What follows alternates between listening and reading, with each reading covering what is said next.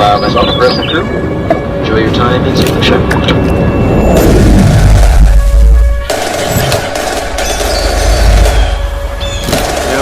Island side.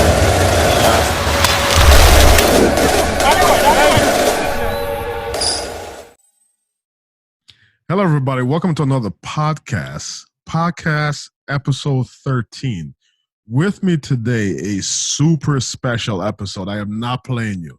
I got with me someone I grew up with in a small island of St. Lucia. His name is Vern Flavius, and I'm going to put a link to his YouTube channel up here in the description. Vern Flavius makes some of the most amazing short films I have seen ever. And this man just learned how to use a camera maybe a year and a half ago, he told me. He's also an entrepreneur and has owned multiple businesses, okay? And he lives in Canada, and he inspires me, and I'm hoping he can inspire you, which is part of the reason I brought him on this channel. Okay, so he's going to be doing big things, and this man is going to be making movies. He's going to be making music videos. He's owned businesses, including nightclubs and stuff like that. And he's been in sales, and he's been he's been a real estate agent. I mean, the guy is amazing, and I'm lucky enough to have known him since we were 12 years old. So let me take you on a journey with me. Join me and Vern as we talk about some of these things that he has done that are quite interesting. His filmmaking techniques and where he sees himself in the future. I am not messing with you, and I'm going to throw in some clips in this podcast of some of his film, okay? With his permission, of course. So please join me on this very special episode of Just a Thought podcast, okay? Enjoy the show.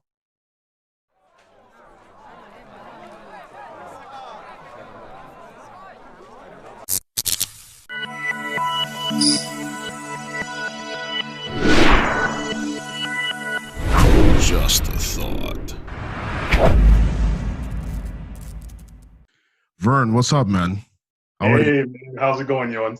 So now, should I call you Vern or Venantius? Because don't think I forgot.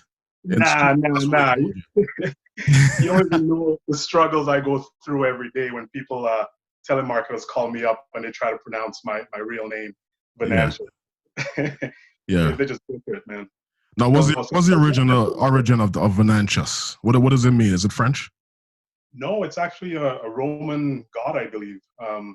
You see, my mom had high hopes for me, but okay, that didn't play out too well. Are you living up to it, huh? Nah, not quite yet. All right, brother. So I'm so happy to have you on here. I've been looking forward to this for months, if not weeks. Hey, man, how long since we've seen each other, brother? Damn. What's it, like 20 years maybe? Yeah, about 20 years. Yeah, because I've been in America now about 20 years, man. And for some reason, I cannot make it back to St. Lucia, you know? When was the last time you were down in St. Lucia, man? So here's the thing. In 2017, I had a cruise to the islands, and one of the stops was St. Lucia. But then you remember those hurricanes that happened in 2017? Was that like Storm Debbie or something? I don't know. They had a bunch of them. I know Puerto Rico got hit really hard, and a bunch of islands got hit. Haiti got hit. Right. You know, Haiti always gets hit with all types of stuff. And so St. Lucia didn't really get hit, but for some reason, the only island they didn't allow us to stop was St. Lucia. So I'm like, what is this? Crazy. So it's crazy. Yeah, so we ended up stopping in Martinique and Barbados, and I couldn't get a boat to St. Lucia because, you know, people are haters. Wait a second. Let's rewind. So you stopped in Martinique. Stopped right? in Martinique, yeah. Did you try to use your French Creole at all, or do you still have that? Or here's the thing. So yeah, I tried to use. So I'll be honest with you, man. I forgot most of French Creole. Patois is what we call it in St. Lucia, or we call it that in Dominica and stuff like that. Yeah. I forgot most of it unless I'm around a St. Lucian who's speaking it. If I'm around somebody who's speaking it, all of a sudden it starts to come back to me. It all comes back. Yeah. So I was in Martinique, and all of a sudden I started remembering Patois. And so I asked one of the guys to take me to St. Lucia, and he didn't want to do it. So that didn't happen. Then last year at my job, my boss didn't grant us the vacation because I was working with my wife and she, the two of us worked night shift together. And long story short, they wouldn't let us in. And of course, this year we're in a pandemic, so I'm cursed, man. And I don't know, but you know what? You're due for it. It's going to happen. Hopefully next year you'll be able to get to make it down there. So speaking of which, when last did you go to St. Lucia? And I know it had to been recently because I saw that wonderful film you make. And if you don't mind, I'm going to show the viewers a clip of some of your movies and stuff like that. The one you did in St. Lucia and the latest one. Yeah, no worries. I think it was January we came from there. My wife was generous enough to buy me a ticket, a surprise trip to St. Lucia. I've been meaning to go down there since last year, but as you know, work gets in the way and life gets in the way. But she bought me a surprise ticket, and we were able to get down there in January to visit my grandma because she's not doing too well. And a couple of days I had off from not being around my grandma, I figured I'll try to get a couple of days in to film a little bit, because I've been wanting to do a solution film for a while now, but just never got around to doing it. And I was able to. I got like 3 days of filming, but those 3 days were like packed days. I'm telling you, I was like, running from one town to the other. Hiring a boat so he can take me in the middle of the water so we can get a view of the pitons. It was just go. Then I came back and put the film together. It wasn't what I wanted it to be because there are so many more clips I wanted to add on to the film. I didn't get any clips of kids playing around, jumping off of bridges, that kind of stuff. The real St. Lucian life. Yeah, man.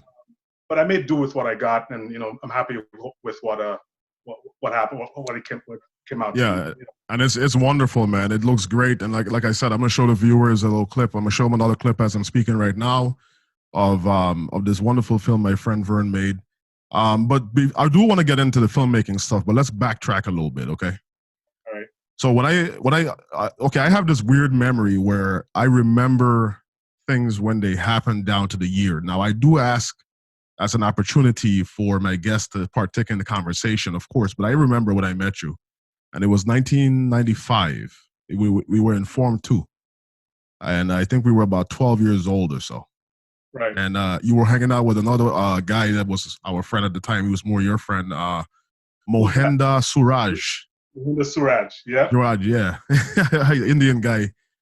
Truth be told, I don't know if people know, but the islands, a lot of people there aren't too many white people in the islands. There's a lot of black people and a lot of Indian people and mixtures of the two. Okay. And very few native Caribbean Indian, very, very few.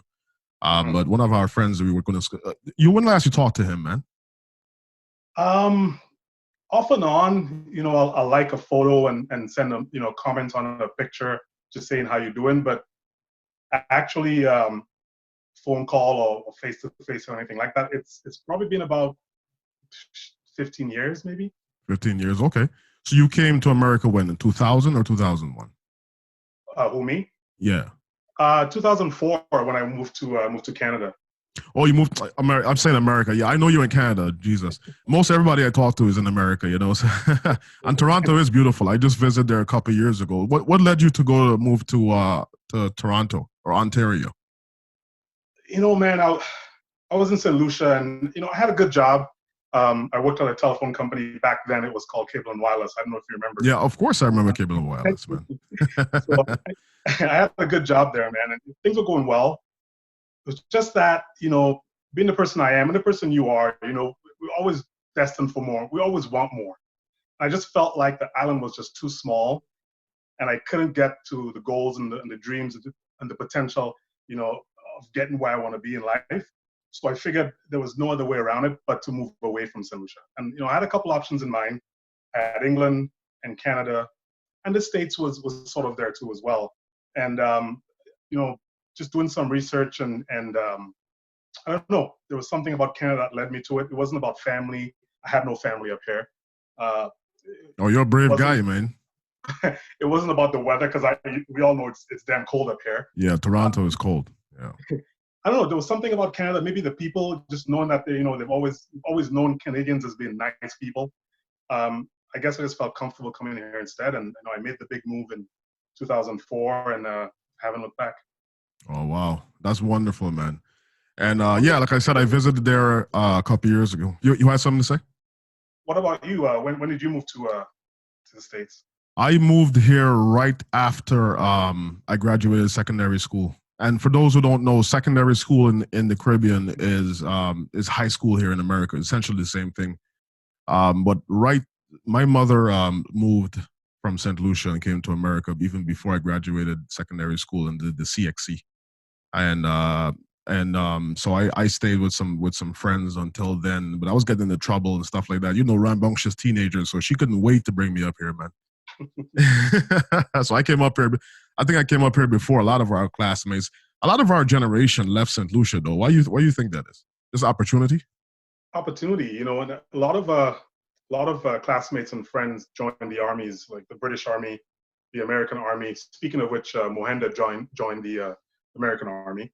It's just opportunity. The island there weren't that many jobs, not that many opportunities. So if you want to get ahead in life, there was only one option. Yeah. And down there, I remember when I was a little boy in St. Lucia, banana plantation was the number one industry, and then it became tourism. I mean, both coexisted then and now, but one of them was more of the main thing. Am I right or wrong? No, you're right. You're right. Even my grandfather, he owned a plantation, a banana plantation that I would go to when I was young. You know, those were fond memories. But yeah, over the years, I think St. Lucia has always been sort of a hidden gem. You have the islands like Jamaica and Cuba and Barbados just next to us, were known to be the main tourist destinations.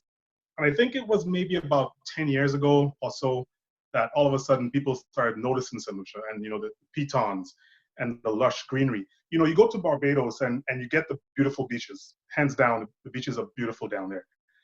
But then in St. Lucia, you get a bit of everything. You get the rainforest, you get the hills, you got the beautiful beaches, you got the friendly people. So you pretty much get the total package in St. Lucia. And I think now people are starting to, you know, you go on Instagram and St. Lucia has been featured on everything. You know, you hear about the top 10 destinations or honeymoon destinations around the world, and St. Lucia is number 2 or number 3. So I think now there's a lot of hype around St. Lucia. I think that's just going to continue snowballing, and it's just going to become, you know, better for the island overall. And yeah, and you know, St. Lucia does have that Jade Mountain, I believe, Jade Mountain resort that's like one of the most expensive resorts in the world. I think not in the world, I'm lying, but it's really expensive. I think it's over $1,000 a night or something.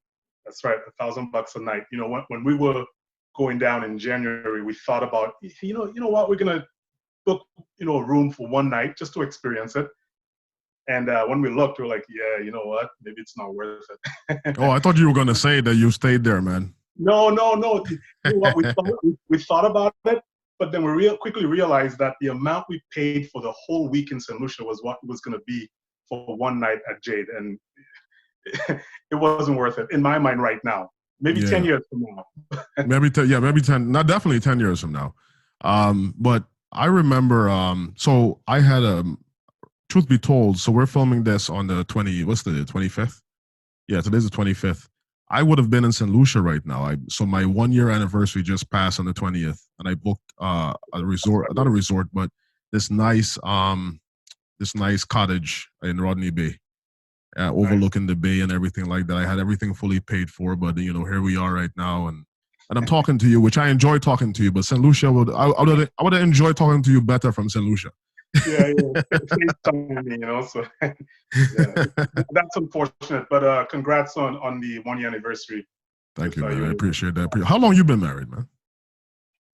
Since 2016, man. 2000. Any tips for me? Woman's always right. That's right. You don't argue with them, right? The woman's always right. No, it's about giving and taking, man. Give and take. That's all it comes down to. It's about communication. It's about helping out. I don't know. That's pretty much it. That's what works for us. You know, if we have a problem, we don't fight and bicker about it. We sit down, we talk about it. You know, we reason with each other. And the number one rule: you don't go to bed angry. You never go to bed angry. You know, Okay, I like you know, that. you may be mad as hell at your wife, but you still reach over, you say, I love you, give her a kiss, and you go to bed. Yeah, And that has worked for us. And you know, right now my wife is pregnant. We're expecting in about a month's time. congratulations, brother. Yeah. So that's exciting. So it's been good, man. It's been good. It's all about communication. And that's it. Okay, so how many kids do you got now? I got one right now. It's 15, and then Mhm. expecting one, you know, in a month's time. So two Okay, in about a month. okay, proud father, man. That's wonderful, brother. Yeah. So I remember you said earlier that you worked at cable and wireless. Okay, now here's the ironic part. Okay, cable and wireless. What was wireless back in 1995? Because I don't remember any. I remember everything having wires. Even the plants in your house had wires. There's nothing. There was no Bluetooth. There was no internet. I mean, there was internet, but you had to have some No, money to have a computer. You know what I'm saying? no, because actually, I was working with Cable and Wireless in 2003, maybe Hmm. 2002. Hmm. And back then, you had the cell phones, but it was those massive Nokia Yeah, cell phones. yeah, Um, yeah. so I guess that was the wireless part of it. That was the wireless part. Okay, so they were some fortune tellers working at Cable and Wireless because that company's been around long before cell phones hit the. You're right. You're So whoever owned that company had some vision. right. Yeah, I guess they could read into the future. I guess I don't know. So talk about vision now. What other countries have you visited? Have you been to Europe yet or anywhere else? Yeah, man. I've been lucky enough. Myself and my wife, we both enjoy traveling. So before we had any kids, we decided we're just gonna get everything out of our system and travel as much as we possibly could. Smart. We That's yeah, a we very went to smart decision. yeah, we went to Europe. I've been to Italy a couple times. I think 3 times now. Throughout Italy, we did Sicily, Rome, Cinque Terre. We did Venice, Florence in Europe, in Italy, sorry. And we also traveled around Europe as well. We did Spain, a couple of places in Spain, Mm. Montenegro, Croatia, uh, Greece. Wow. I'm jealous, man. I want those are definitely on my bucket list. That's wonderful. I do know that you have a film that you filmed in Rome as well Yeah, on your YouTube channel, man. And I will feature your YouTube channel in this video so people can check it out and see what Vern is offering here, man. yeah. The Italy video, I was hoping to do a whole Europe video, but sometimes, you know, when you're filming, it takes away from enjoying the actual trip.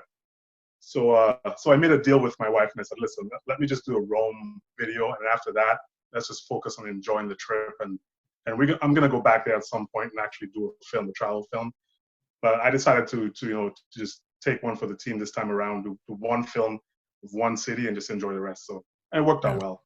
Yeah, that worked out very well. And that is smart, man. I mean, the thing about it is, I'll be honest with you, and of course, I'm going to be candid with my audience here.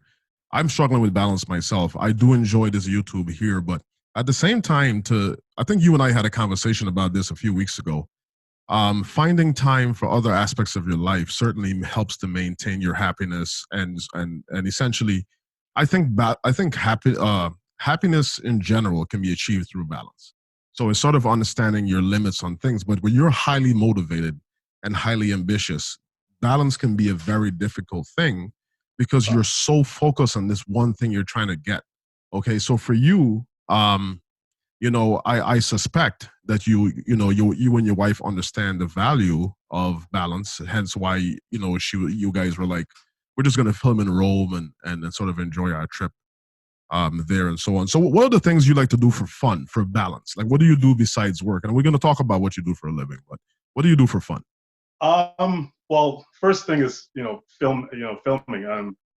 If I could film every second of the day, I would. And the good thing about it is that my wife, again, she's extremely understanding, and that's the number one thing. If you have a partner who understands that you have a passion for something, and they allow you to be creative, and don't complain about that, that's then you've arrived.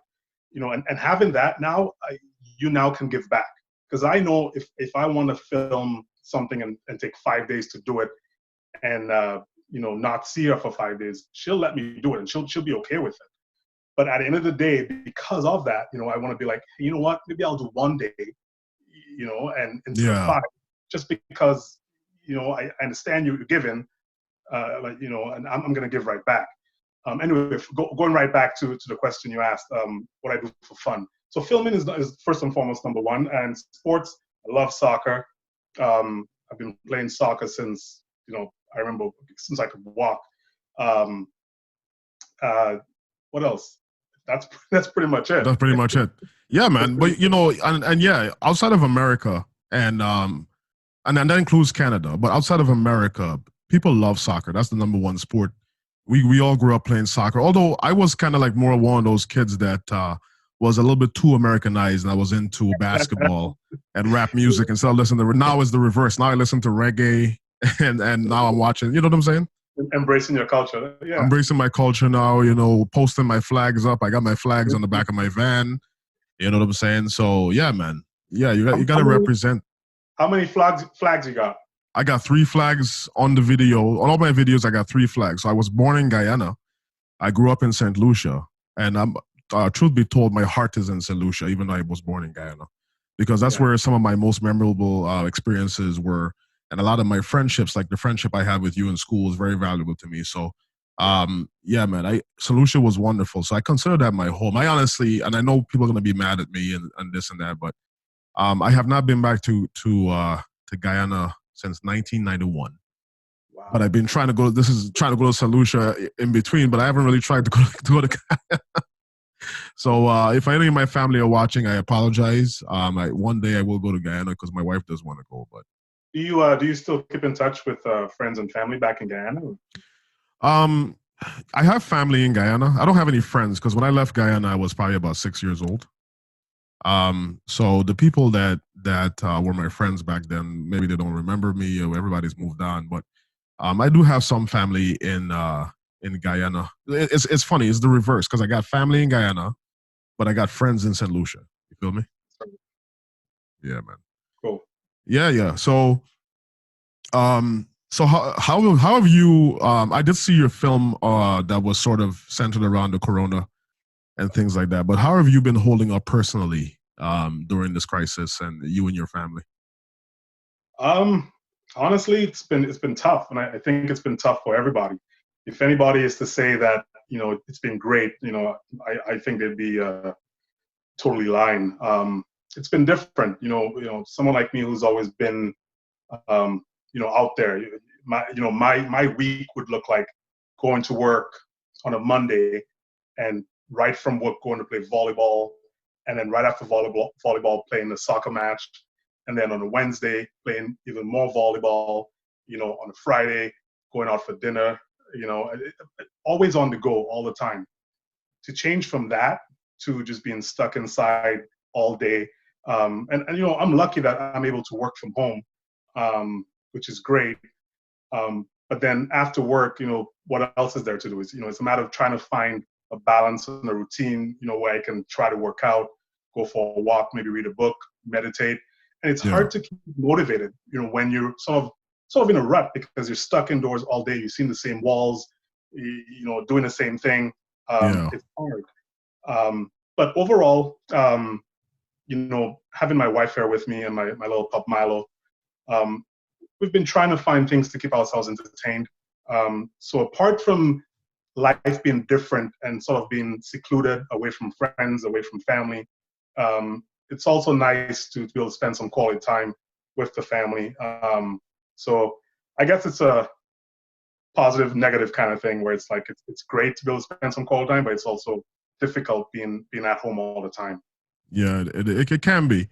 And like you, I do sort of bury myself into my work to some degree. I actually look forward. I step my game up where it comes to photography and filming and things like that. Since Corona has happened, I've went out and bought a whole bunch of equipment and stuff to up my game. Especially after watching your movies, man. I'm like, yo, I gotta up my game. In short order too, like I just I suddenly saw your YouTube channel, and within a month, you were making strides, and you could see the quality. Every week just getting better and better and better. I appreciate you saying that. Well, you inspire me, brother. I mean, when I just wanted to film. That's the thing. And they talk about I did a little bit of research on YouTube, making YouTube channels before I actually made this channel. And they said just film. They said use whatever you have and just film. It doesn't have to be perfect, and you will get better as you go. And people will actually come along on the journey with you, and they kind of feel like they have a sort of a vested emotional interest in how well you're doing from the beginning. So they said just go ahead and film. You know what I'm saying? Right. But I was very much inspired by your movies. I'm still not a nowhere near your level yet and stuff like that. So hopefully I can learn from you. Nah, don't be like that. I want to go back to the you asked about the quarantine film. There's a funny story behind that film. Okay. I have a buddy, my buddy in there, Oren. Shout out to Oren, for coming out and. I think I know him too from St. Lucia. I think did he go to school with us? He did, yeah. He went I to remember him. at secondary school. Yeah. He was a bit quiet, but yeah, he was around as well. He actually was in England, and he just moved to Canada recently. He joined the British Army and made the move over here. But it's funny, I was just, it was sort of at the beginning of the whole quarantine thing, and it was the first week where work had allowed us to be able to work from home. And it was a Friday night, and I was just chilling, having a couple glasses of wine like I usually do. And I'm sitting there thinking, how am I going to pass the time? How am I going to be able to keep myself motivated, entertained, creative, just being at home? Yeah. And, after a couple of glasses of wine, start getting a bit tipsy, and this idea came to mind that, maybe I should do a short film. I have all this time on my hands, but then I was like, okay, I can do a short film, but if I can't go out, what am I going to film? What am I going to do? And I came up with the idea of, let's do a quarantine film. Let's film 7 days, being stuck indoors, can't do anything, and pretty much starting from day one and losing my mind by day 7. Yeah, you perfectly captured the psyche, because he was fine the first day, and as time went along and the hair started growing. Now, how did you do the hair thing? Let me take a guess and tell me if I'm right, okay? You filmed the scenes with hair first, and then he shaved, and you filmed the ones before that. You acted like his hair. I love it, man. Secrets of filmmaking. So I thought out Friday. I talked to him about it Friday night. We didn't write the script or anything. I mean, it's not anything spectacular, but for the time span we had to do it, we're really happy with what we came up with. So I thought about it Friday. I called him up, said, hey, let's do this thing. He's like, yeah, I'm down, let's do it. So I sort of explained it to him. Saturday, we got together, and I played out the different scenes that I want. And he was down for it. So we did all the scenes with hair. And then Saturday night, I gave him a haircut in my garage. Oh, you cut his hair yourself? Yeah, because snap, man! You're a man of many talents. I love it. You can't go to the barber, so what are you gonna do? Yeah. So I cut his hair. It came out. Thankfully, it came out decent. Oh, it came out nice, bro. Nice. Okay. Can you imagine him having holes in his? So anyway, it came out good. And Sunday morning, we started filming the rest of the film, and I think it was so we ended Sunday night, and it was Monday night after I was done work for the day. I sort of slapped all the clips together, and that was it. So let me backtrack a little bit. First of all, I don't remember you in school being into art at the time. Were you in art? Were you an artist all along? Not at all, man. I was into sports. I played soccer. Yeah, I remember you playing soccer and stuff like that. I was doing art back then. You probably don't remember, but I was doing art back in school. I was taking an art class and stuff like that. But I believe it. No, I remember you. I think you used to paint, if I remember clearly. I used to do paintings too. Yes. That's right. No, I've never been artsy ever. I think it was because of how I grew up. My uncles and my family, we all played sports. Weren't really into the arts. And when you're in St. Lucia and you don't have much, I'm not gonna go out there and buy an easel so I can paint. I'm not gonna go out there and buy a notebook so I can, you know what I mean? Yeah. You kind of have to do with what you had, and I was never artsy. I couldn't afford to be artsy. Yeah. But moving up here, even over the years, I was never really into the arts. I mean, I DJ'd for a little bit, so I guess you can call that art. And that's what Oh, got that's into, definitely art. Yeah. yeah, that's what got me into eventually owning a nightclub. But that was sort of part of it. And really, I didn't get into film and photography until last year. I think it was February. Is when that was the first time I actually picked up a professional camera. Okay. That myself and my wife bought as a gift to take pictures of the family. It was a Sony A7 III. Oh, those are nice. Yeah, those are really nice. And while I was online reading up about it and trying to understand and reading up tutorials on how to take pictures and using the video function, really is when I fell in love with it. Crazy, I started using manually filming, setting up my aperture and ISO and all that stuff, and then I was like, man, this is so much fun, and I just got into this. It was almost like something came over me, and I wanted to film any and everything. I filmed a little segment of me making coffee. I filmed my niece's Christmas party. I filmed, and people around me were probably thinking like, what is this guy doing? But yeah. I was just enjoying it, man, and over time, I just spent a lot of time, just like you, because I love filming. I would spend all night. I'd be up till 4 a.m. looking up YouTube videos, tutorials. Yeah, that's the way to do it, man. and that's how I learned. People. I don't know. First of all, once again, your films are brilliant. Do people come around and tell you that you're a genius or something like that? Like, do you get people telling you how intelligent you are? Man, how could you do something like that? Like, how do you know how to do this? You're so smart. Do people tell you this all the time? Not really. People, you see people, because I've done a couple weddings as well, right? And I actually work part-time with a wedding film company. And it's funny, what happened was he saw one of my films.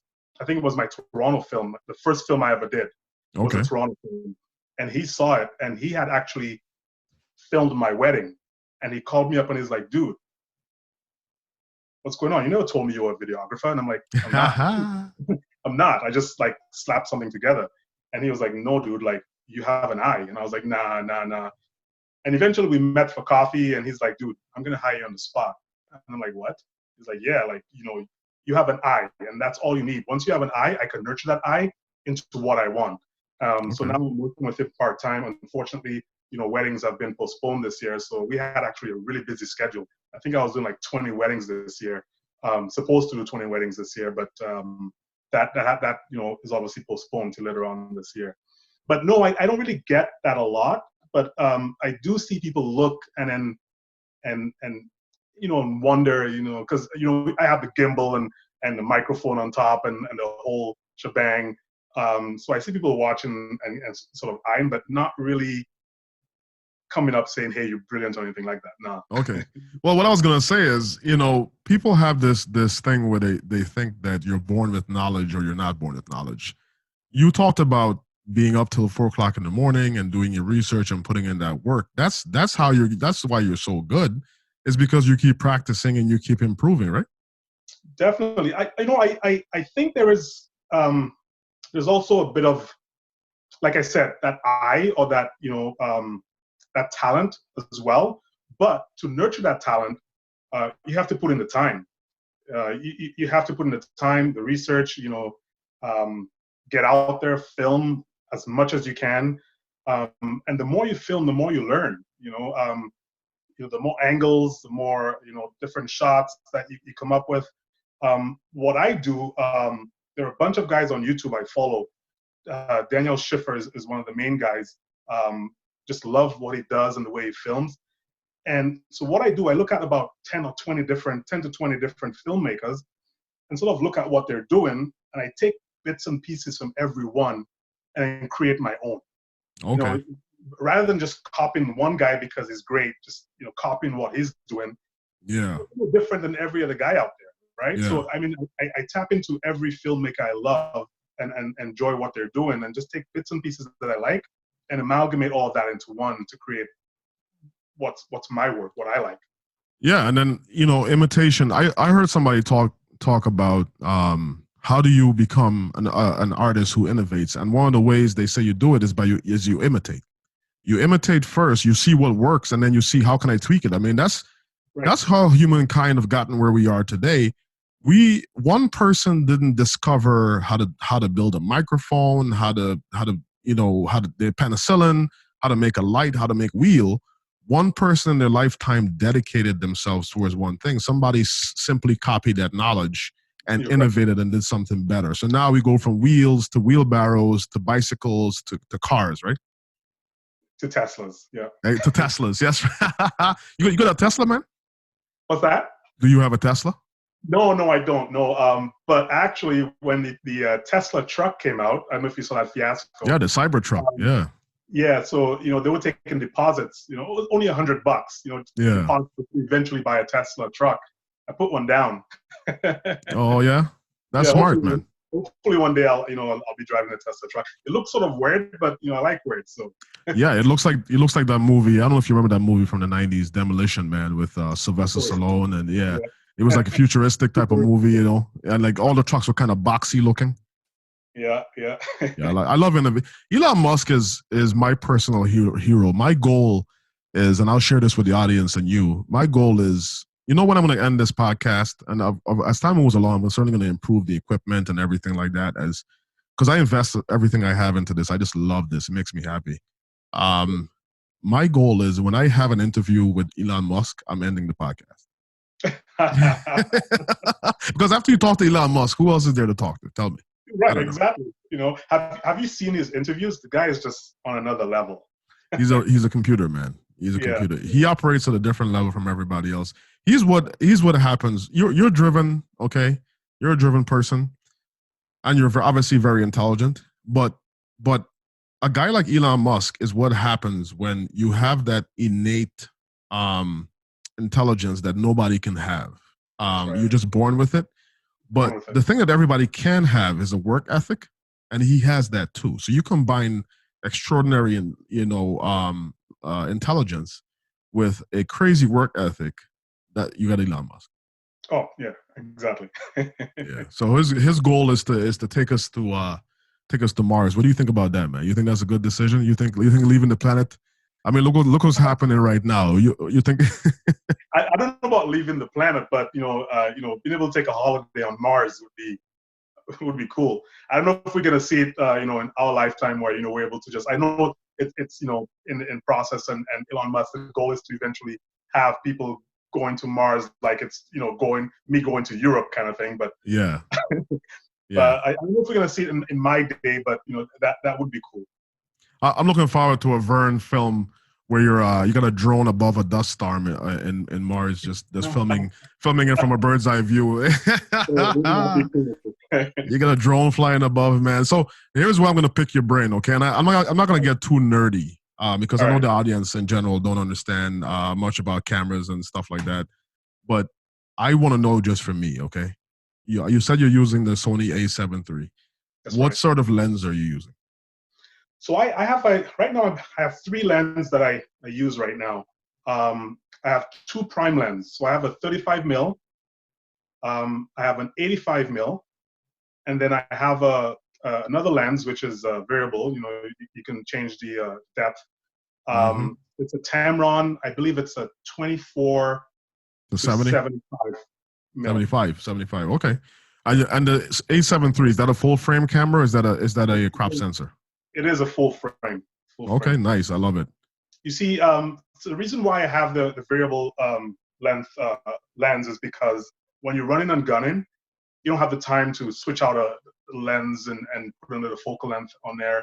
It's just difficult, right? So I use that mainly for run and gun. But when I'm actually filming something like the quarantine film or the solution film, I like using my 35 mil, just for that far distance, and the 85 mil for that close-up shot. Yeah, I love that. And I think my next investment, and at this point, it's moved beyond doing this for the YouTube channel, because I've put so much money into equipment already. I actually just bought a gimbal this week. It's not coming until the middle of the next month, so I can step my game up. What gimbal did you grab? I got the Zhiyun Weebill S. Oh no! Wow, that's nice, man. Yeah, I got the Weeble S, and I got the with the Focus package and the wireless transfer package. Nice. So I'm gonna be able to stream. I'll be able to see on my phone what I film as a one-to-one, and then also because I just started today with my photos. I uploaded today because, as you know, it's addictive to do this stuff. So now I get up in the morning and I'm like going outside trying to take pictures. I've now started to do manual focus on stuff so I can get Right. that close-up macro shot. That's right. You know what I'm saying? So a macro shot is for people that don't know is when you get a really up close view, like almost like a magnification of what you're looking at. Mhm. And you can't really do that with an automatic focus system on the camera. You kind of have to use manual focus. So I'm like, as time goes along, I'm just doing it, and starting to get better at it, and it's becoming more and more addictive. That's right. That's all you gotta do. You just gotta keep on, filming, taking different shots, and it's trial and error, really. Yeah. So the next thing I want to do when the corona is over is I want to get into. Ironically, you were talking about weddings. The next thing I was telling my friends today, and I was telling my wife, I want to start doing weddings. I want to do wedding photography and some filming and things like that. So give me some tips. How do you? I know you told us how you got into doing it yourself, but any recommendations for us? Just keep building that portfolio or anything else like that? Just keep on working. The funny thing, when you compare my channel to yours, I'm just a minion, right? Uh, Because, and congrats, I see you're almost at 1,000 subscribers. That's awesome. thank you, brother. Thank you. Let's have a party when you hit that Yeah, 1,000. yeah, hell yeah, let's do it. I'm probably still sitting under 100, maybe. I think I haven't checked, because like I said, And we're gonna get you some more after this podcast because that's ridiculous. This man's stuff is high quality. Okay, I'm learning from him, so please go ahead and subscribe. Well, go ahead, appreciate man. it. So yeah, it's just mainly for fun. I film something, I throw it on there. But overall, it's just getting out there. It's just filming as much as possible. It's looking up YouTube videos.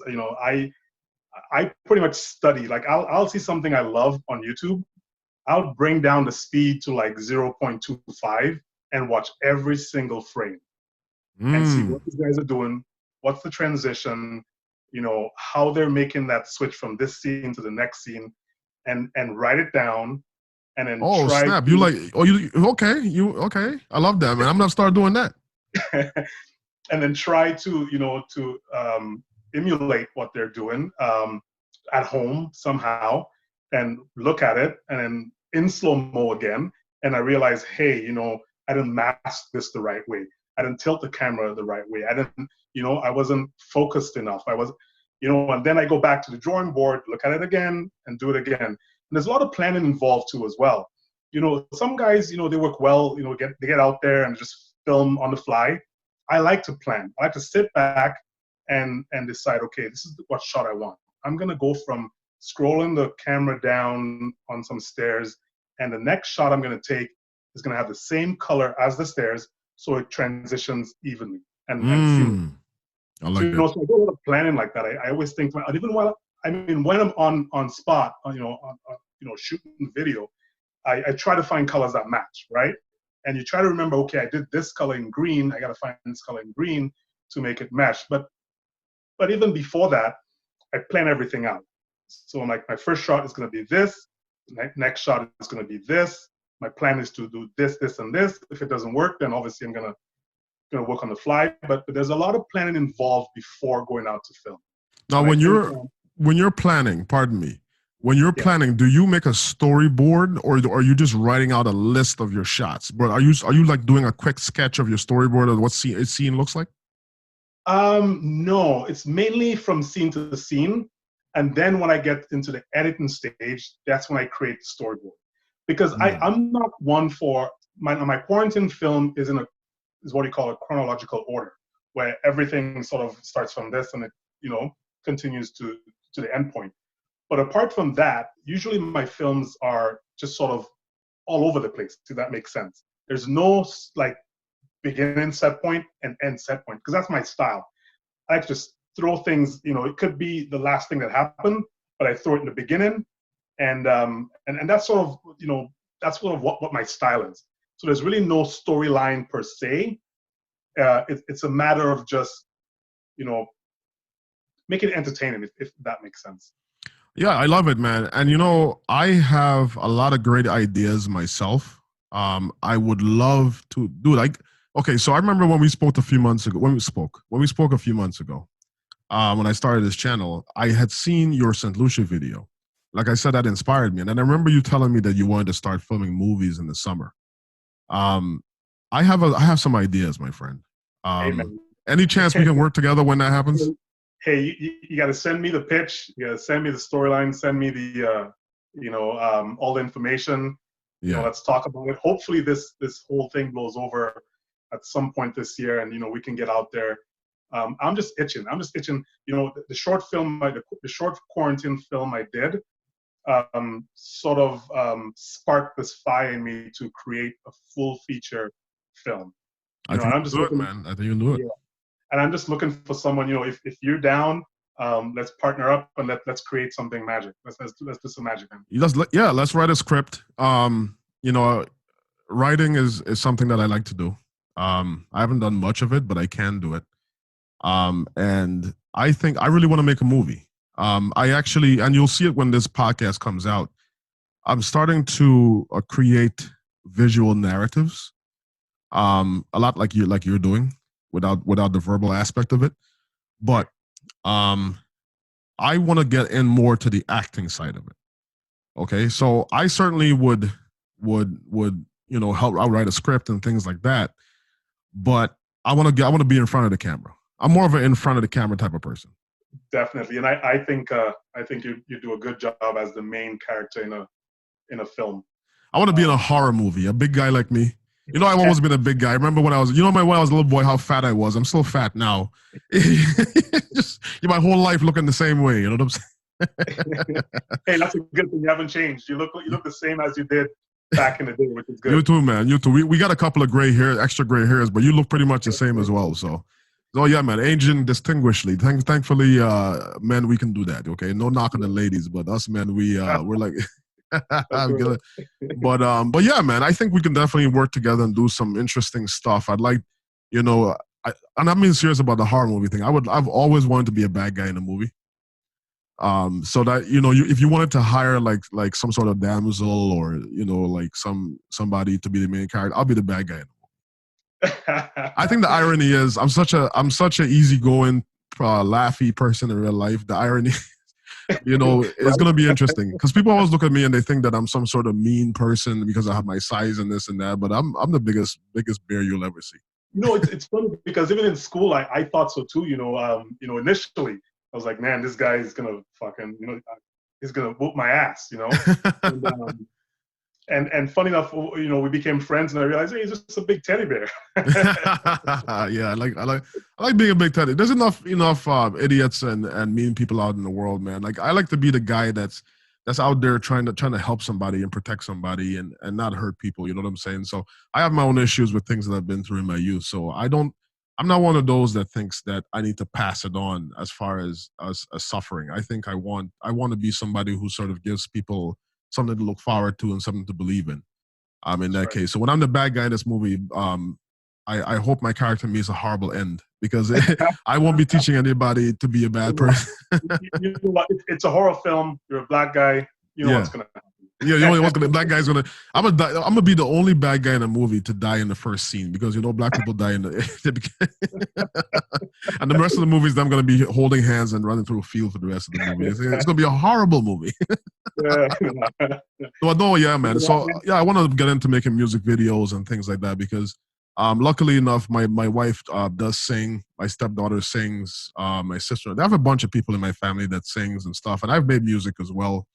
I did a little bit of songwriting, a little bit of rapping and things like that. So I want to start filming some music videos, and I started upping my game with the B-roll and things like that. And I see you do some B-roll. What do you use for the B-roll? You alternate your lenses or what? Yeah, usually it's the 35 mil for B-roll, and if it's a close-up, the 85 mil. Funny enough, before filming, I never knew what B-roll was. Yeah, me either. I just learned what it was a few weeks ago. I'm talking like I'm a pro or something. I just learned about B-roll. B-roll is when you film a scene with no dialogue at all and perhaps just music and usually in slow motion of some kind. That's what B-roll is. It kind of moves the story along. Yeah, pretty much. It's more or less just filler within a video or film. That's pretty much B-roll. Yeah, man. So now in that movie, in the quarantine movie, I heard I heard some music in there. They sound like some original. Was it original music? Yeah, this actually shout out to Asher Smalls in Toronto. He's actually a fellow St. Lucian. He just dropped a brand new album, and I came across his music on Instagram, and I was like, damn, this guy's good. And then I found out he was a fellow St. Lucian. I'm like, what? The quality, everything about it, the mellow vibe. And funny enough, the idea came from while I was drinking wine, I was playing his music, the playlist, and I sort of, in my mind, every track, I was able to attach a scene to every track. And pretty much this short film is just a long music video, really. It's I love it. But then, music in the background, and that's pretty much it. I mean, I find music tells. Okay, so and please stop me if you think I'm wrong.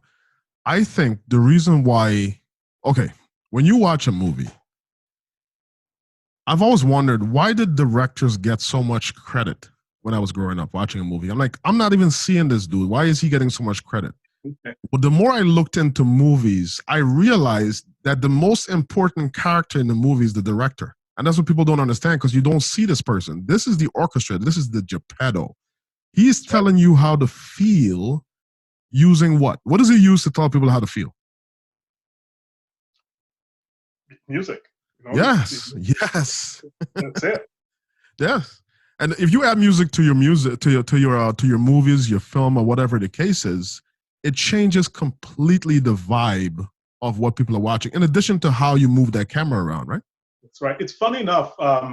We've been talking about filming, but a lot. One of the biggest things that filmmakers forget and not realize, sound is sometimes a bigger deal than the actual video.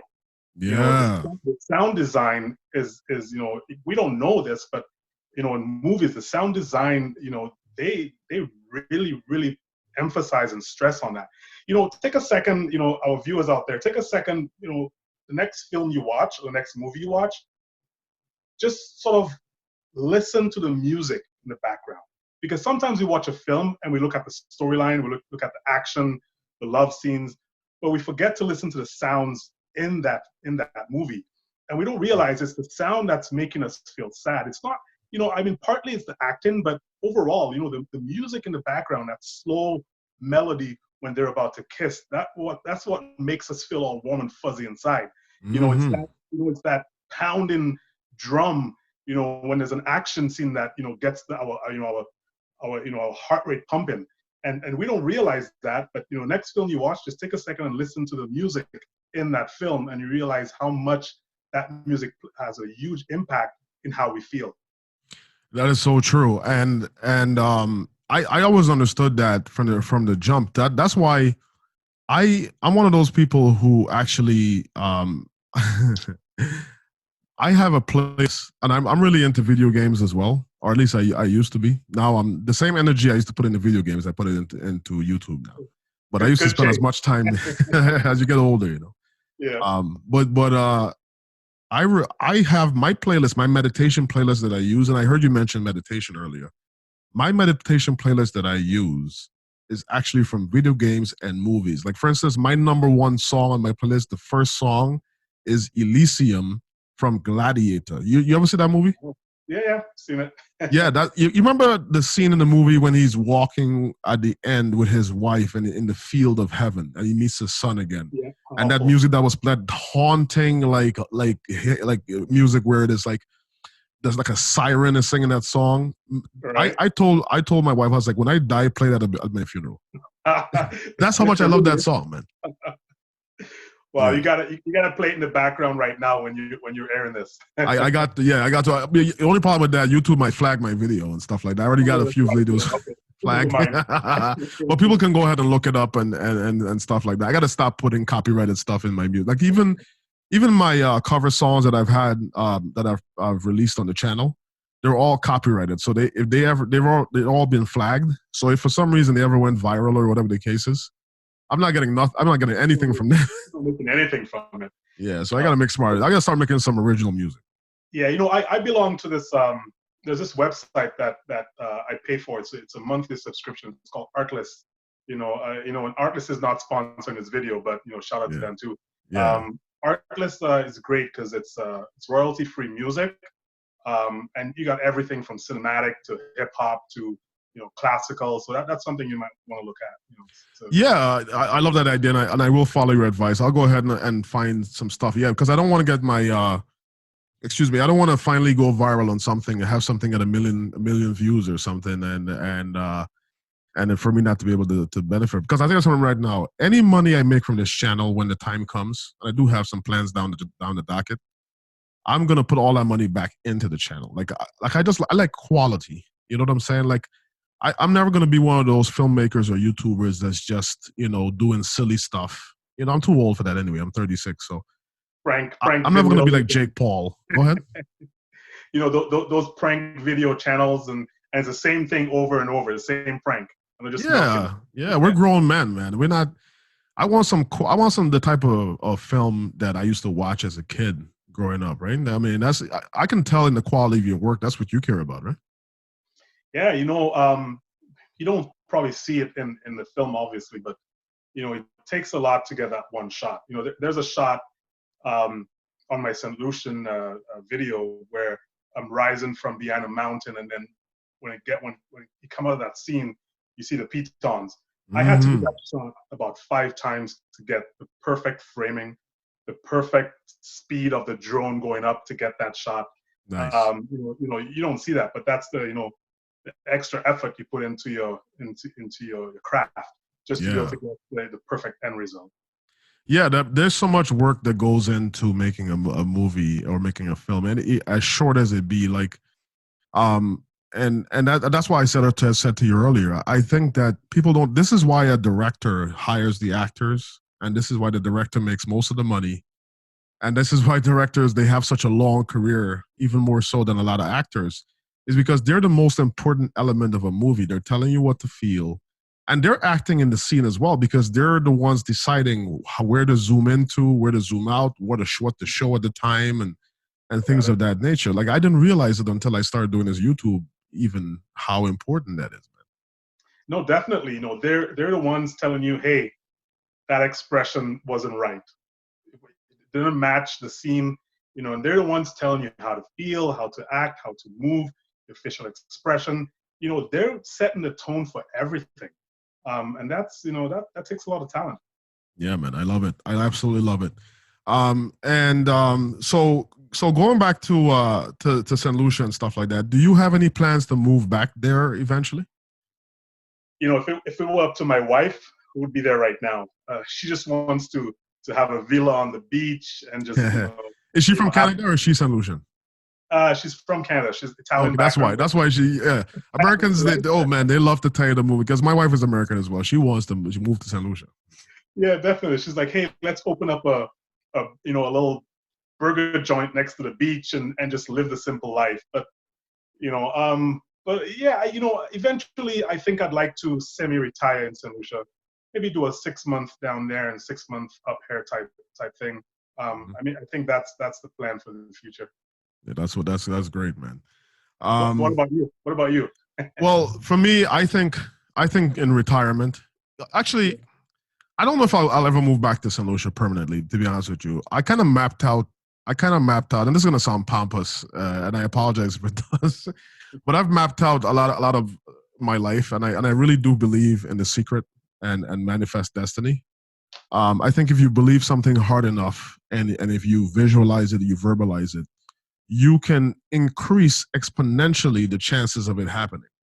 And I discovered Buddhism and mindfulness a few years ago, and I would absolutely love to make an attempt to move to Tibet and maybe even become a monk or at least have a little taste of that lifestyle. That because I know we're in a lot of hot pursuit here, but I ultimately understand, or at least I do believe, that suffering comes from desire for things and for items.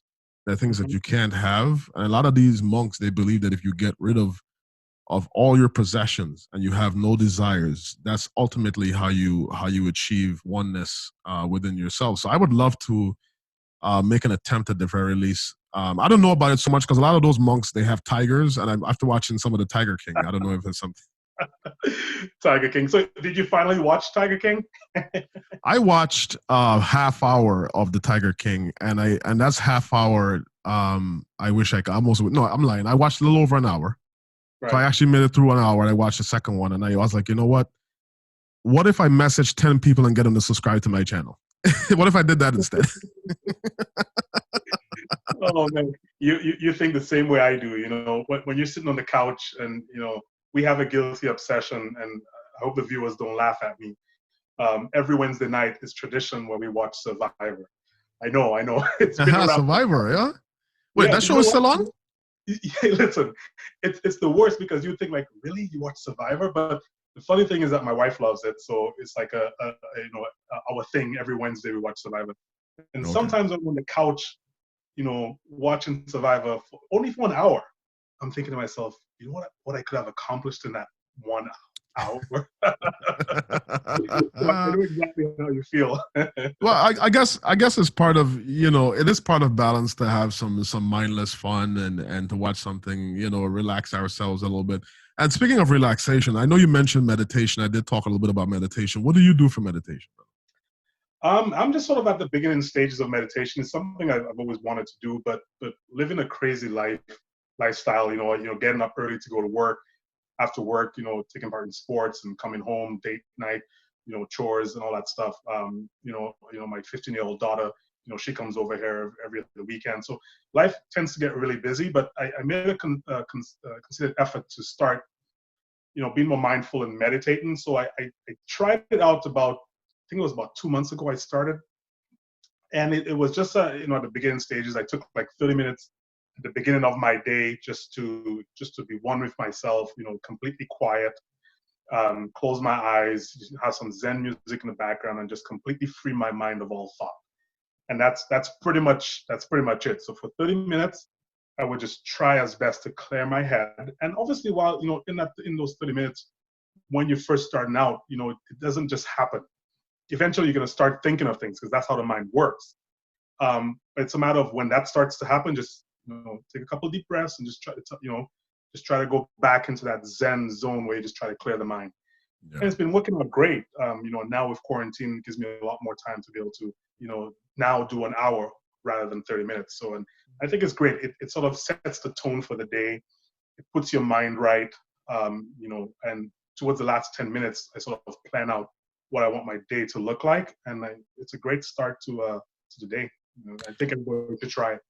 I love hearing that, man. And yeah, you're exactly right about that. And, I meditated a couple nights ago and I made it through the first meditation session. And Jay, who's my wife, she was like, let's do another one. And I said, yeah, let me do another one. The next thing I remember was it was morning. I started meditating. I passed out completely, brother. I went right.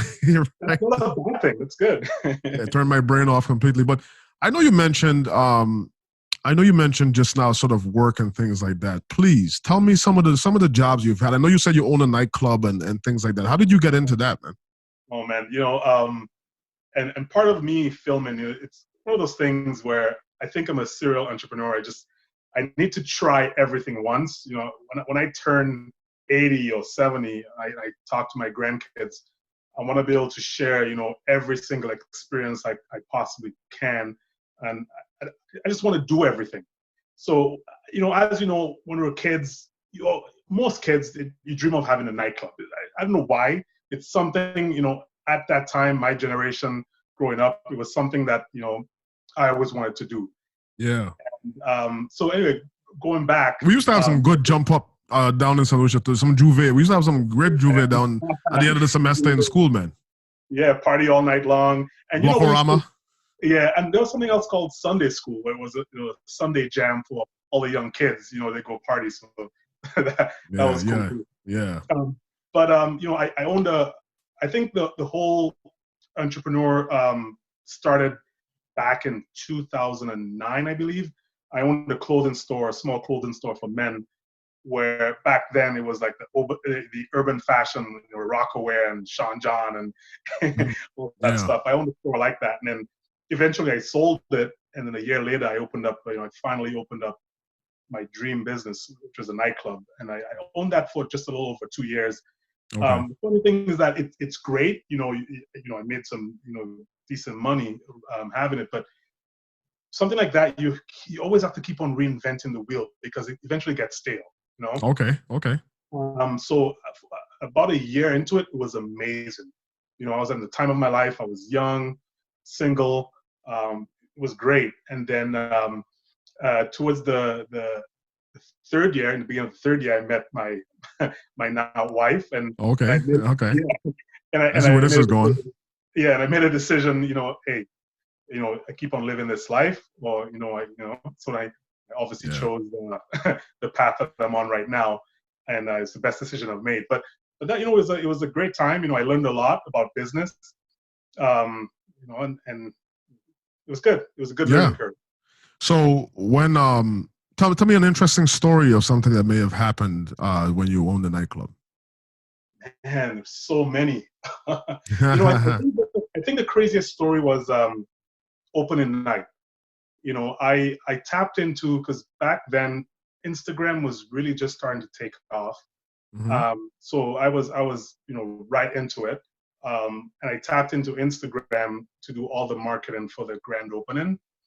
And this nightclub was in a small community. It's a cottage country community where mainly it's hot in the summer. It's crazy in the summer because it's a lot of cottagers who move up there and party in the summer. It's a small area called Muskokas in Canada. And opening night, there was a lot of buzz. People were like, going crazy. It's this new club coming. And the club only had a capacity of 250 people, right? That night, the whole town was on lockdown. Like, pretty much the Oh. lineup was all the way down the whole street. There was at least 1,000 people outside the door, no word of a lie, and I could only fit 250 people in the building. Oh man. So that was just insane. It was crazy. It felt really good. If the club had closed down the day after, I would have been happy. I would have accomplished what I set out to do. So that was pretty cool. So you have, by the sounds of it, a lot of grand ideas, and when you do things, you want to do it big, huh? Yeah. I try to. The only thing is that sometimes I think my biggest weakness is seeing things through. Yeah, I know what personality you have, man. I don't know if you've ever heard me talk about personality types. I know what. First of all, we have a very similar personality type, but there's maybe some slight differences. But yeah, that's seeing things through to the end, man. That's right. I start something, it's great, get the ball rolling, it's happening, and then eventually, I lose interest. Yeah. And I move on to that next shiny, thing. Yeah. Yeah. But with age, though, with age, you eventually realize that, not everything that comes up, as shiny, or the grass is not always greener on the other side. So yeah, you remember when we were growing up, they were teaching us in school parables, and they said that the Rolling Stone gathers no moss. Exactly. Yeah. So now, if there's anything, and don't get me wrong, I still have a ton of ideas and things I'd like to accomplish in this lifetime, business wise. But now I'm more cautious, and when I decided to take on filmmaking, I really thought it out. I really made sure that I had a true passion and love for it before I went and started buying. Because, like you, I spent a lot of money in gear. Like, I'm telling you, I bought the gimbal, I bought the drone, I bought the camera, and, the lens aren't cheap. Yeah, the lens, dude, the lens costs more than the camera. That's right. So, microphones, lava mics, you name it. I bought it to make sure I was well equipped. But though, that being said, you don't need all of that to be able to be creative and create a good product. I'm just one, who wants to have everything to make it the best. But, I know of guys who have, you know, iPhones and they're creating amazing content. Yeah. So that doesn't make you create better, but I just go crazy like that. I'm just like, I hear you. And you work hard too, and you have the ability to afford to get nicer equipment. So why not? There's nothing wrong with that. So speaking of which, what's your business now? I know you said you sold the nightclub. What do you do now for a living? I mean, other than the weddings. I know you do the weddings too. So during the time I owned the nightclub, I actually had a full-time job during the time where I was a counselor for disabled individuals. I went to school for that, and I did that for 10 years actually. And then now I'm actually a totally different career now. I'm a lead sales representative for a valve company. We make valves for oil and gas pipelines. So that's totally different from what I used to do before. And it's funny, it's sort of a family business. My wife's dad owns the company, and while I was dating her and we were engaged, I guess he saw my work ethic and he said, hey man, I could use a guy like you in the family business, and that's what happened. That's wonderful. And I know you were in real estate as well, right? Still got my real estate license, and it's still there. I'm not practicing it, but in life you always have to have, you never know what will happen. Look at this epidemic right now. If I had the nightclub, and at this point, right now I would be, I'd be stuck. So it's always good to have a backup plan. It's always good to have 2, 3, or 4 things on the go.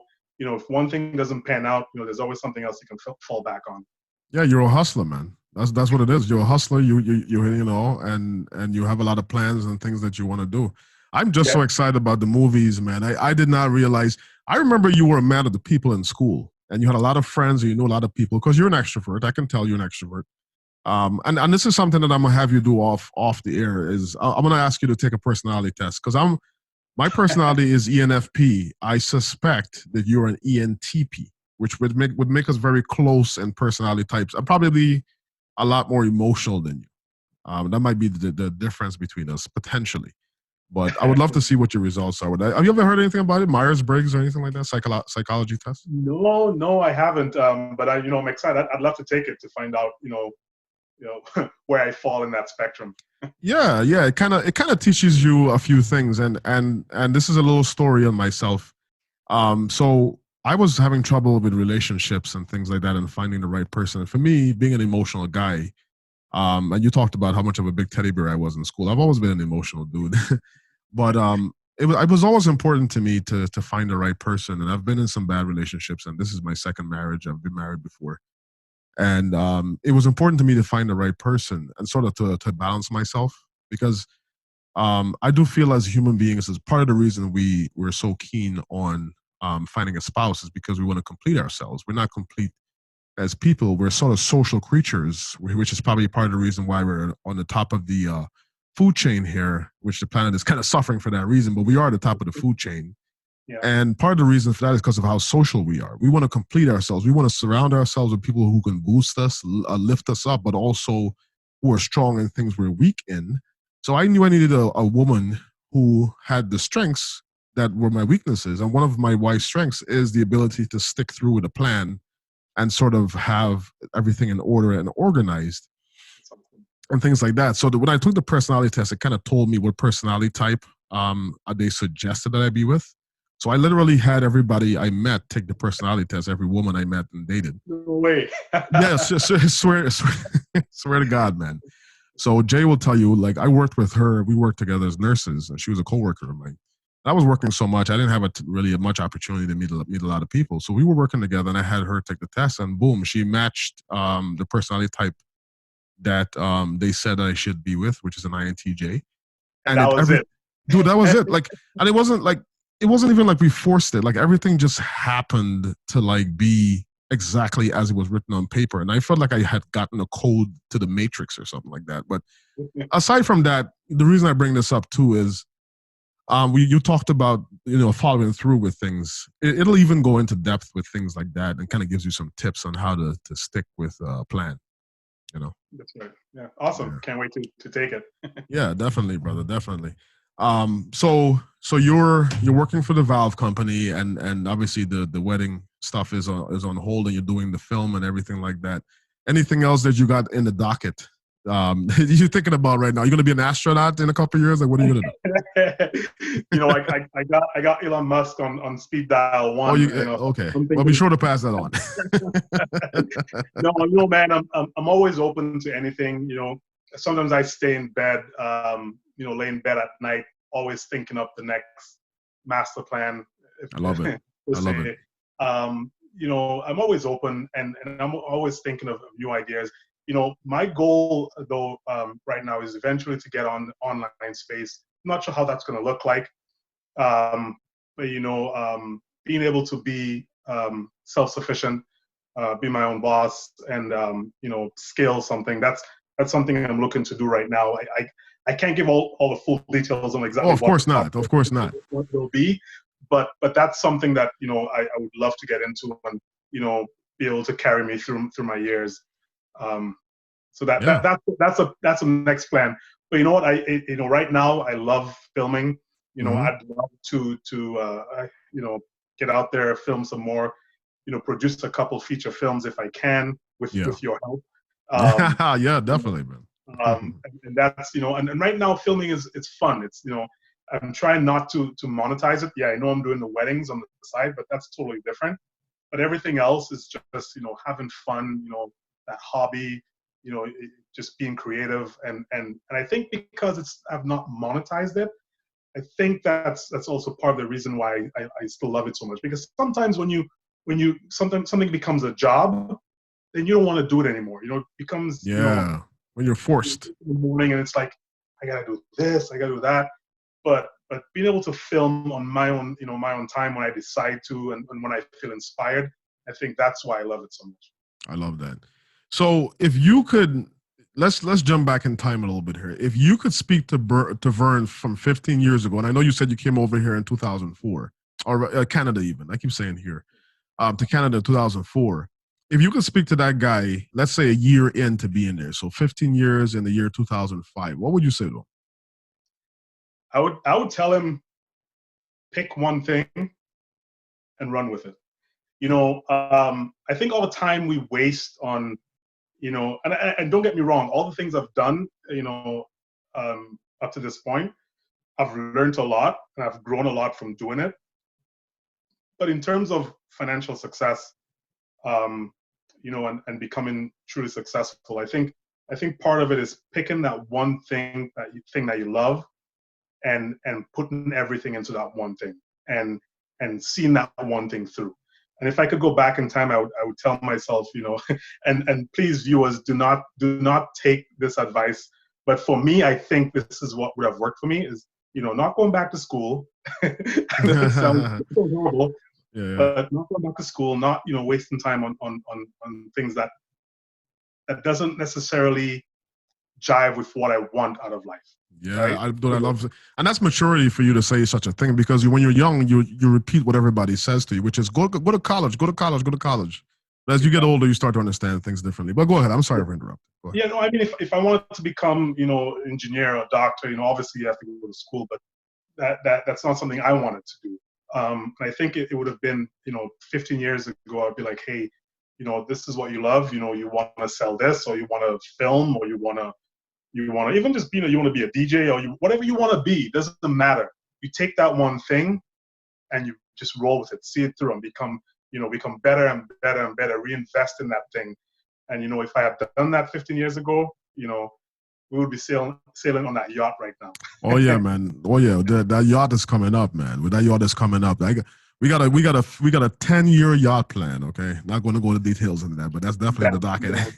just put my name on the invitation list. I'm down. Oh man, you're on the top of the list, brother. You're on the top of the list. So where do you see yourself, speaking of which, in 10 to 15 years, as far as your own enterprise, or even just with family or places you want to be at that time? Where do you see yourself?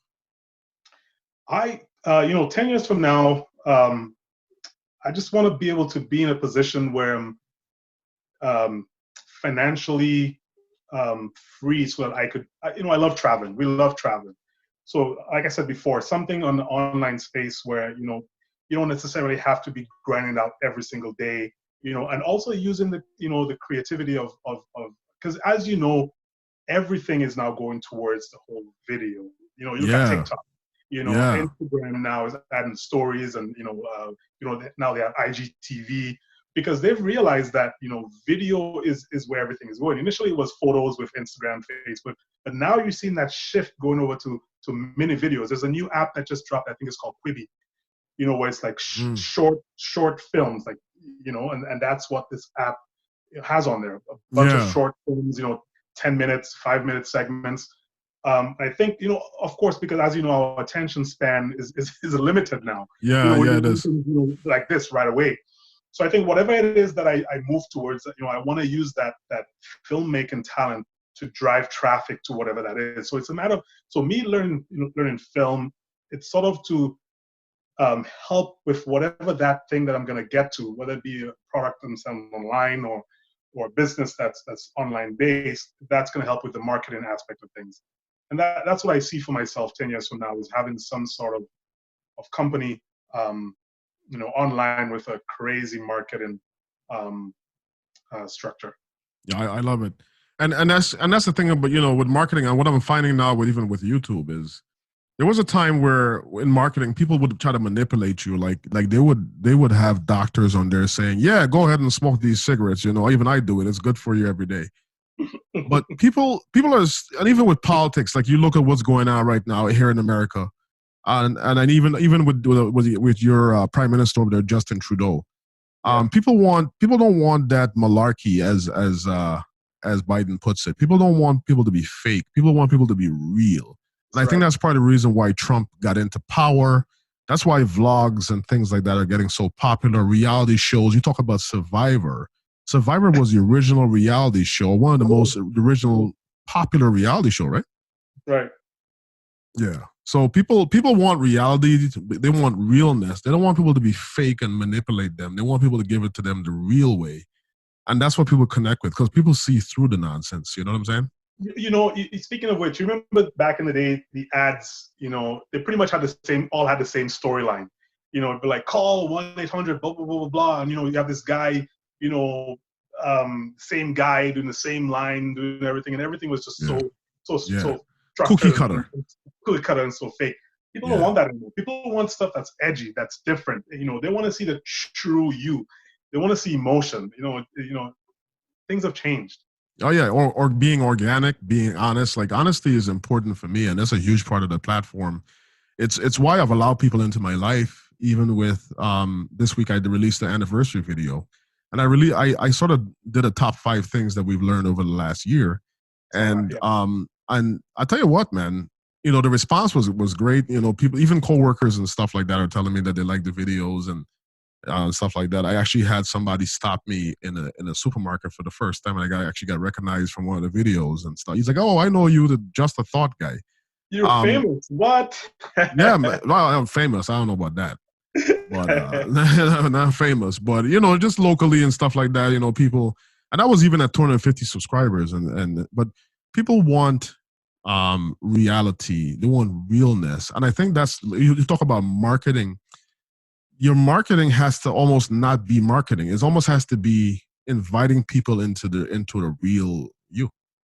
It has to be who you are, and you look up a lot of Instagram businesses now, and how they're able to drive so much traffic to the site, to the page, just by being themselves. They're every day who they are.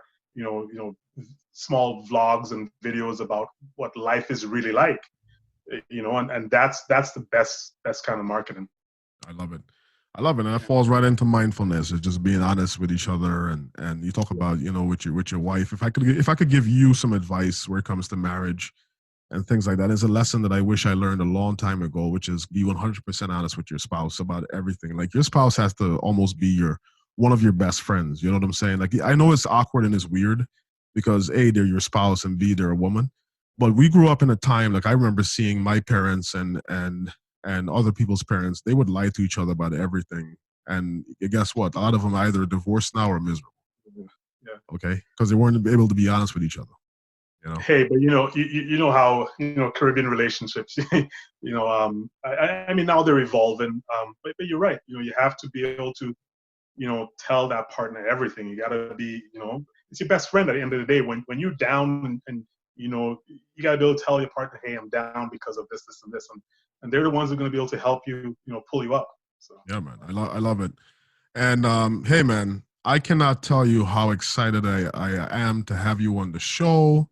And definitely, we will be working together in the future once we're past this pandemic. Like I said, I do have some ideas for you as far as filmmaking. And I know you're someone who gets into a lot of different things. Here's the wonderful thing about filmmaking that I know you know already. You can almost do something differently with that because you can go from making a horror movie to a romantic comedy to a psychological piece. Like you can do something different almost every single time. It's almost the possibilities for change is unlimited. What do you think? it's unlimited. One of the things I'd really love to do, apart from making a full feature film, is just to add to my work is music videos. It's funny, just something that I've always wanted to do. Just film a badass music video. And I actually I had been set up where I was supposed to meet Asher Smalls, the artist, on the last film I did on quarantine. I was supposed to film a couple music videos for his album, but unfortunately, because of social distancing, quarantine, and COVID-19, that couldn't happen. But you're definitely right. You're able to be creative across different genres. A horror film, a comedy, a thriller. The possibilities are endless, which is great. Yeah, it definitely suits a personality like yours, like mine. We can always do something different. Ultimately, we probably will get bored, which I know I will get bored eventually. Even then, that's why I talked about going to Tibet and things like that. But but because eventually it's going to get overwhelming. There's going to come a time, and I know you're very ambitious, and for me, I can only speak for myself. I'm ambitious as well. But I realize there's going to be a limit to it. You go through phases in your life. There was a phase in my life where I was not ambitious at all. I had no motivation. Now I'm in that phase. But there's going to be a phase where I'm motivated, but I also want inner peace more than anything else. Right. And it also depends on what stage you are in life as well. I think we're in a stage in our lives right now where we want to make things happen. So I think that also drives the motivation as well. I mean, I don't know if it's the same for you, but I want to leave a legacy. You know what I'm saying? I want to leave a legacy for my family. I realize with every new gray hair that pops up that I have to dye because my beard is fully dyed. I have not embraced the gray like you, and you look good wearing it. Hopefully, I can get the huevos to do it like you, but I'm dyeing my beard. The funny thing is that I dye mine too as well, but I dye it in a way that you still see a few of the grays, so it doesn't look. When you see some guys who are like 70 and it's like black hair. Yeah, that don't look right. Dude, come on, Yeah. I do mine in a way that it's dyed. If I didn't dye this, man, this would all be gray. So I think we're on the same page here. Yeah. It's like a little touch of gray, I like that. Exactly. Yeah, a little touch of gray. But yeah, man. So yeah, ultimately, eventually, it's leaving a legacy for your family because as we get these gray hairs, we realize that life is finite. Once I hit 30 and I realized that I couldn't pretend to be a kid anymore. I was like, okay, so what's next? You know what I'm saying? You got to leave something because I honestly think that's really the only way to live forever, which I know ultimately that's what people want is to live forever or you know what I'm saying? Religion teaches it all the time about heaven and things like that. We all want to exist in some way, shape or form forever. I think one of the ways to do that for sure is to leave something behind for the future generations, whether it's positive thought, positive message, or even money. You know what I'm saying? Yeah, no, I agree. And, not to come off a bit morbid here, but, sometimes we forget what death is. We live everyday life and, we forget that, one day this is all going to come to an end. And, once in a while, somebody, or somebody, who knows somebody else will pass away. And then for a second, we pause and we think, we're like, life is short. Like, what am I doing? I need to do something. I need to, and then you forget about it. You go back to everyday life. I think what I try to do, I try to, tell myself every day that, my time here is limited. So, I like you said, you got to leave something behind, a legacy, whether that means, Flavius Films YouTube channel or your podcast, just a Yeah. thought blog, or building some sort of mega business and leaving something behind. But you're right, the goal at the end of the day, the goal is to live a legacy, and whatever you've left behind, you continue being known for. And is that what motivates you? Would you say that's what? I think, obviously, people say, money can't buy you happiness, but at the end of the day, it puts you in a position where you can go after those things that can make you happy, So, my goal every day is to be able to make sure that my family is taken care of even after I'm gone. And hopefully I can make enough films that, when my grandkids are scrolling through YouTube one day, if YouTube is still around, like, wait a second, is that granddad? What? Hold on 1 second for me. I'll be right back, okay? Yeah. 1 second. All right, I'm back. I'm sorry. I know that was unprofessional as hell. I was trying to do like Joe Rogan and hold my pee for 2-3 hours straight, but I'm getting old, man. I think my prostate might be the size of my big ass head. So, oh man, I'm 36, so I might almost be at that point where I'm gonna have to get that checked pretty soon. You know what I'm saying? So, but anyway, I'm back now. And thanks for the power of editing. I could remove that part out of there. Oh, there you go. Hopefully, there's a lot more you can take out of there. But yeah, man, it's funny. I've always thought about my future, even when I was a kid, even when I was unmotivated. When we were kids, man, I used to think about where we would be in the future, 20, 25 years later and stuff like that. And it's so inspirational and wonderful to see a guy like yourself that I went to school with, that I know, that is so ambitious and motivated. And I kind of tell people all the time, and I feel that way as well, iron sharpens iron. And you're the kind of guy I want to associate with, because it keeps me on my toes, keeps me motivated. And, it's so wonderful to have you on the show, but it's wonderful to see how far you've come. And we were little kids in a small island that most of the world doesn't know about. And not only that, too, I was living in Auger. And Auger is like a small village in the south of St. Lucia, not even in the city. And the city is small itself. Yeah. Where did you grow up in St. Lucia? Man, I grew up in an even smaller area. You probably never heard of it.